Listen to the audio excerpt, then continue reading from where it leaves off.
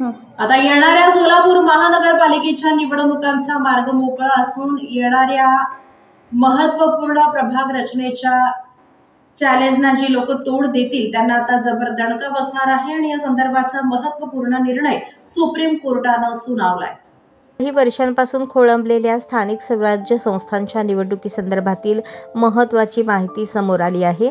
महानगरपालिका, नगरपालिका आणि जिल्हा परिषदांच्या निवडणुका नवीन प्रभाग रचनेनुसार आणि ओबीसी आरक्षणासह करण्याला सुप्रीम कोर्टाने हिरवा कंदील दिला आहे। कोर्टाने राज्यातील 27% ओबीसी आरक्षणाला आव्हान देणारी याचिका फेटाळून लावली। या याचिकेमध्ये स्थानिक स्वराज्य संस्थांच्या निवडणुकांमध्ये 27% ओबीसी आरक्षणाला विरोध करण्यात आला होता। मात्र कोर्टाने 27% आरक्षणासह निवडणुका घेण्यास परवानगी दिली। त्यामुळे राज्यातील नगरपंचायत, नगरपरिषद आणि बृहन्मुंबई महानगरपालिका यासह सर्व स्थानिक स्वराज्य संस्थांच्या निवडणुका 27% ओबीसी आरक्षणासह होणार आहेत।